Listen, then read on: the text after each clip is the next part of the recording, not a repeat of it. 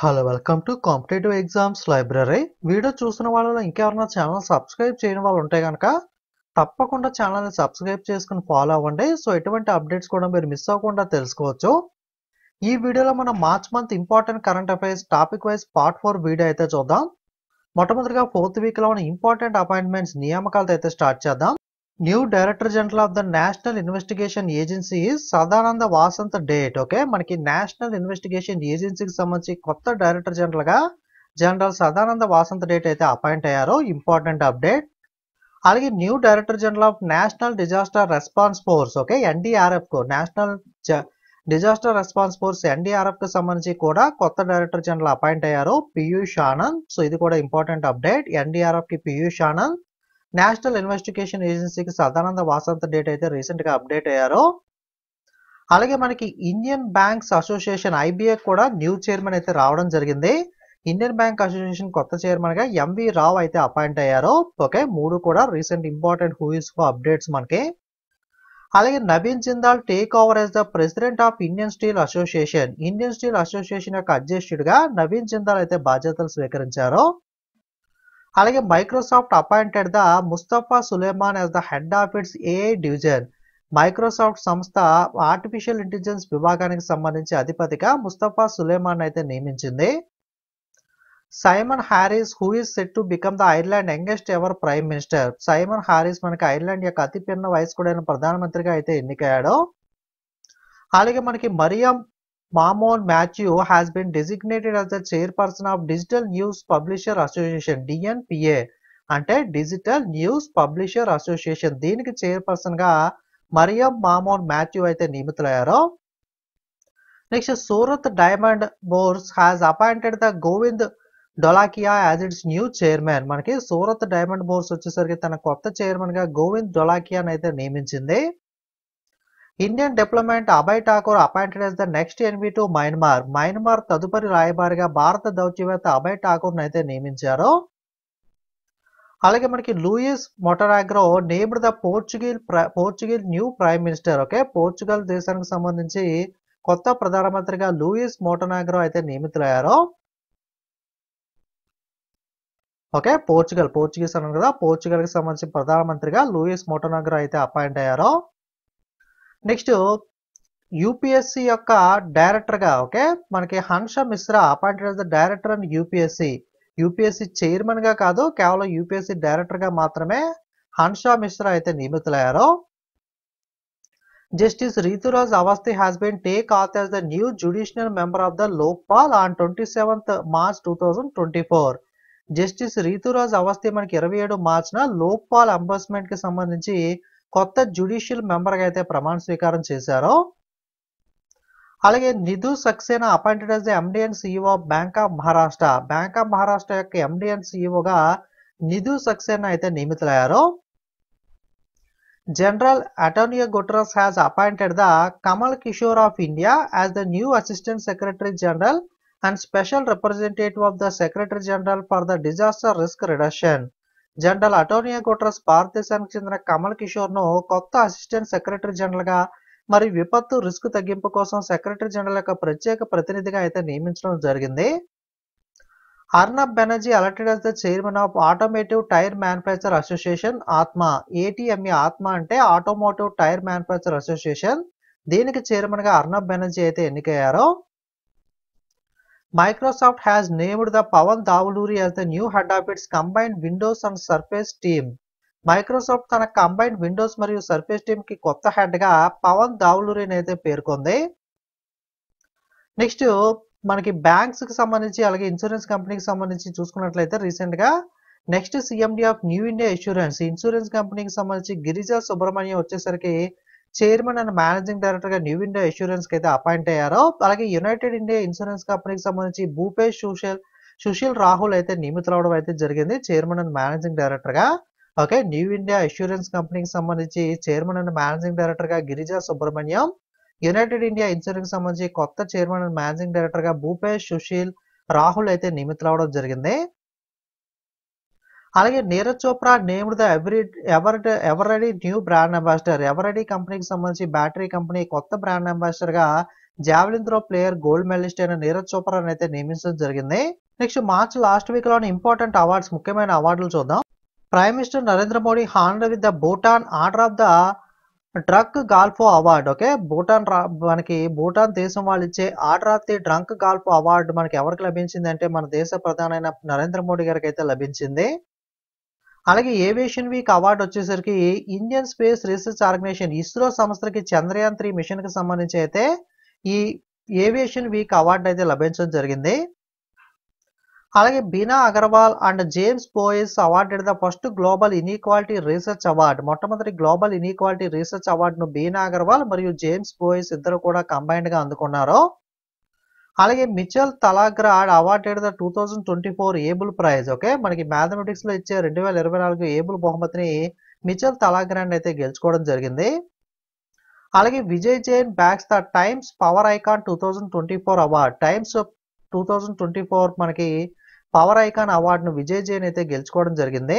Next March 4th week లో ఉన్న sports news క్రీడా వార్తలు అయితే చూద్దాం. Tennis player Sharath Kamal will be the India team flag bearer for the upcoming Paris 2024 Olympics. Tennis player Sharath Kamal మనకి రాబోయే ప్యారిస్ 2024లో జరగబోయే ఒలింపిక్ క్రీడల్లో భారత జట్టుకు సంబంధించి పతాకధారిగా అయితే వ్యవహరించనున్నాడు.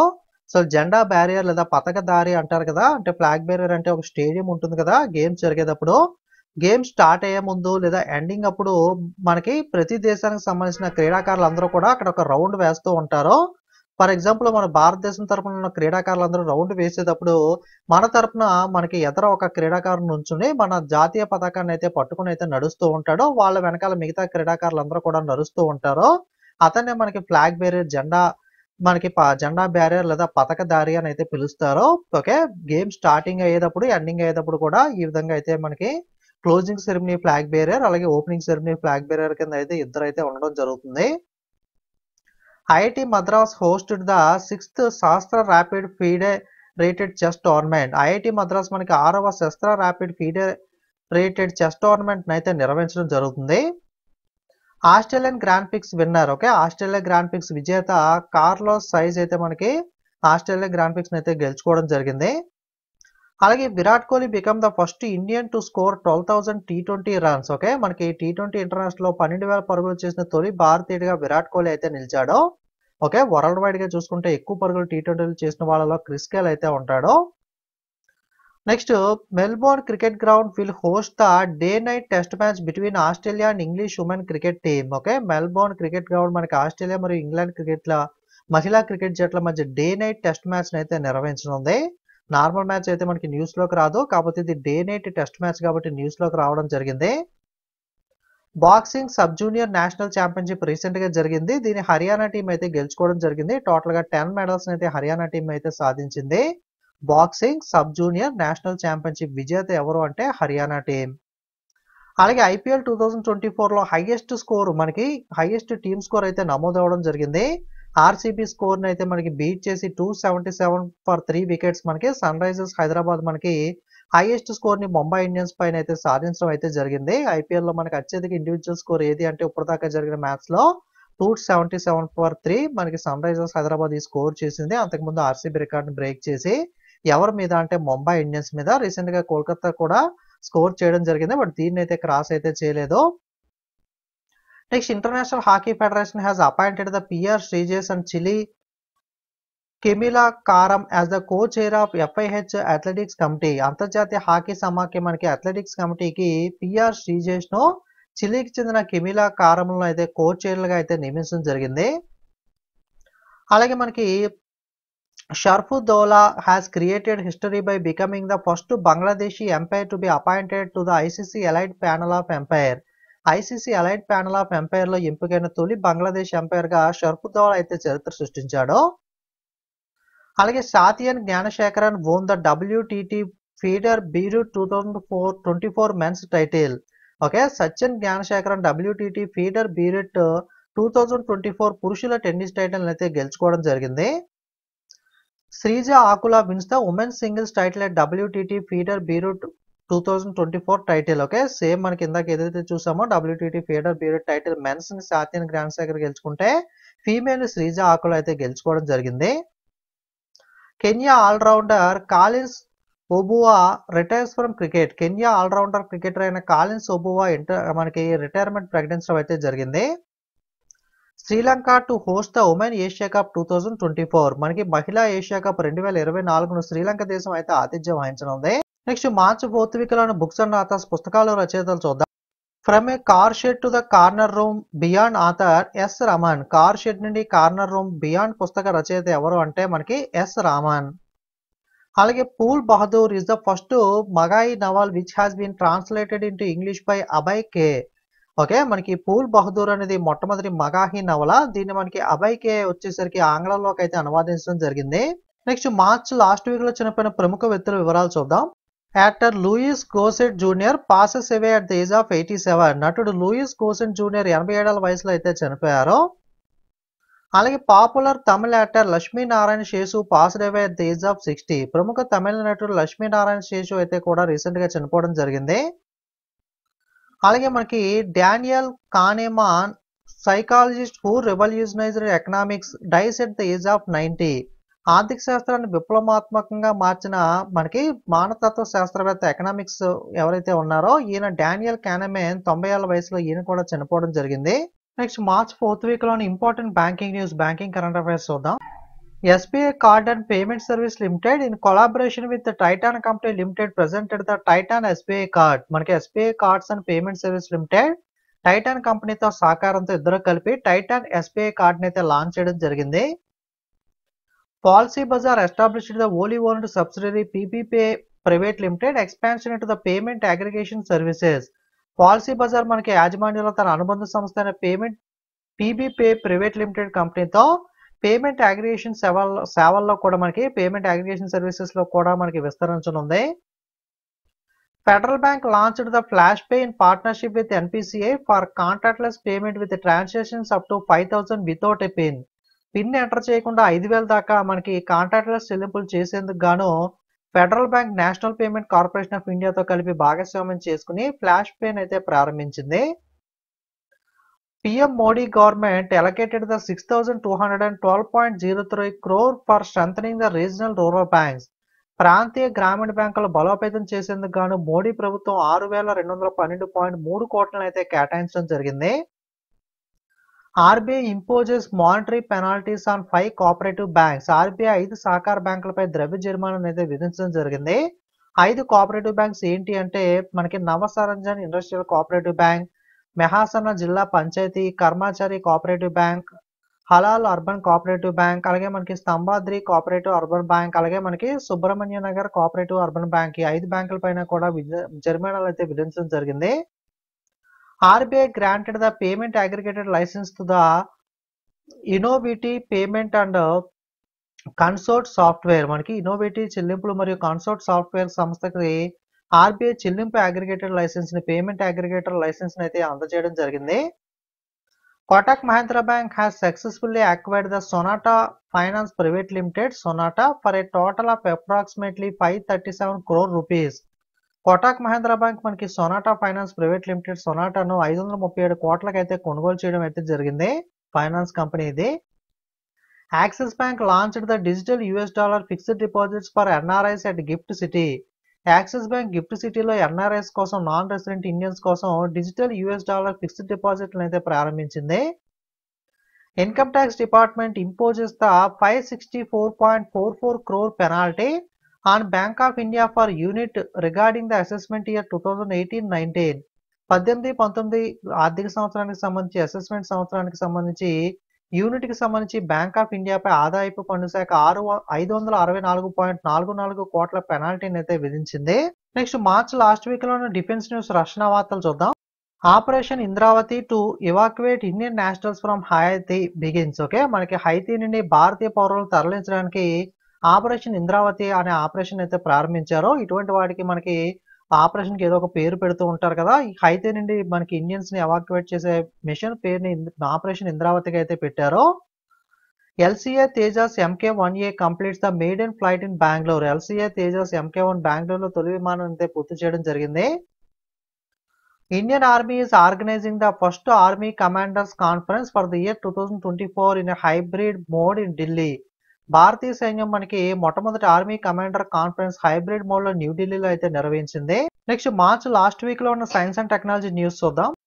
ISRO successful Pushpak reusable launch vehicle RALV LX-2 landing experiment. ISRO మనకి పుష్పక్ అనే పునర్వినియోగ ప్రయోగ వాహకం LX-2 ల్యాండింగ్ ప్రయోగాన్ని విజయవంతంగా అయితే మనకి ఎక్స్పెరిమెంట్ ని కంప్లీట్ చేయడం జరిగింది. Gaya telescope discover the 2 ancient streams of stars Shiva and Shakti. Gaya telescope తో మనకి శివ శక్తి అనే రెండు మనకి యాన్సెంట్ స్ట్రీమ్స్ ఆఫ్ స్టార్స్ అయితే నక్షత్రాలను అయితే గుర్తించడం జరిగింది. Researchers have discovered the new species of deep sea isopod of the Kerala coast and named it after the ISRO. మనకి పరిశోధకులు కేరళ తీరంలో డీప్ సీ ఐస్పాడ్ యొక్క కొత్త జాతులను అయితే కనుగొన్నారో వాటికి ఇస్రో పేరుని అయితే పెట్టడం జరిగింది. International Astronomical Union has honored the Indian scientist Professor Jayant Murthy by naming an asteroid after his name. అంతర్జాతీయ ఖగోళ యూనియన్ భారతీయ శాస్త్రవేత్త ప్రొఫెసర్ జయంతి మూర్తి పేరును ఒక గ్రహ శకలానికి అయితే పెట్టడం జరిగింది. IIT Guwahati has transferred the first of its kind vaccine technology to Biomed Private Limited, a company specializing in vaccine manufacturing. IIT Guwahati మనకి వ్యాక్సిన్ తయారీలో ప్రత్యేకత కలిగిన కంపెనీ అయిన బయోమెడ్ ప్రైవేట్ లిమిటెడ్ కంపెనీకి టీకా సాంకేతికను అయితే మొదటిసారిగా బదిలీ చేసింది. Next ISRO will conduct the START programme. START అంటే space science and technology awareness training programme. ఈ ప్రోగ్రామ్ అనేది ఏప్రిల్ మే నెలలో అయితే సమ్మర్ లో కండక్ట్ చేస్తారో. ISRO is inviting expression of interest from the educational institutes, universities, colleges with in the India offering UG and PG courses in physical sciences and technology to host the START 2024. ఈ start programme host చేయడానికి కాలేజీలకి, యూనివర్సిటీలకి, విశ్వవిద్యాలయాలకి వీళ్ళందరికీ కూడా మనకి offer అయితే చేస్తుంది ఇస్రో సంస్థ. ఈ స్టార్ట్ అంతరిక్ష science and technology awareness training programme ని ఈ సమ్మర్ లో కండక్ట్ చేయడం కోసం. నెక్స్ట్ మార్చ్ లాస్ట్ వీక్ లో ఉన్న నేషనల్ న్యూస్ జాతీయ వార్తలు చూద్దాం. Doctor Neeraj Mittal, secretary of India department of telecommunication was elected the co-chair of ITU digital innovation board. భారత టెలికమ్యూనికేషన్ శాఖ కార్యదర్శి doctor Neeraj Mittal ITU digital innovation board co-chair గా అయితే ఎన్నికయ్యారో. Election Commission enabled the home voting for citizens above 85 and PW with 40% benchmark disability. Introduced the Shasham app for easier voting. 85 ఏళ్ల కన్నా పైన వయసు ఉన్న వాళ్ళు, 40% కన్నా ఎక్కువ బెంచ్మార్క్ వైకల్యం కలిగిన దివ్యాంగుల కోసం వాళ్ళకి ఓటు వేసే అధికారాన్ని సులభతరం చేయడం కోసం ఎన్నికల సంఘం మనకి ఇంటి ఓటింగ్ కోసం వాళ్ళకి శాశ్యం యాప్ అయితే మనకి పరిచయం చేయడం జరిగింది. PM Modi inaugurated the state of the art medical facility in Thimphu. మనకి టింపులో, భూటాన్ టింపులో అత్యాధునిక వైద్య సదుపాయాన్ని అయితే నరేంద్ర మోడీ గారు అయితే ప్రారంభించారు. నెక్స్ట్ మార్చ్ లాస్ట్ వీక్ లో ఉన్న ఇంటర్నేషనల్ న్యూస్ అంతర్జాతీయ వార్తలు చూద్దాం. New Zealand bans the disposable e cigarettes and vapes. మనకి డిస్పోజబుల్ ఈ సిగరెట్ మరియు వ్యాప్లను న్యూజిలాండ్ దేశం అయితే నిషేధించింది. Francis Scott Key bridge collapsed in Baltimore after a container ship collision. మనకి అమెరికాలో ఒక కంటైనర్ షిప్ మనకి బ్రిడ్జ్ ని ఢీకొనడంతో బాల్టిమోర్ లో ఫ్రాన్సిస్ స్కాట్ కి వంతెన అయితే కూలిపోవడం జరిగింది.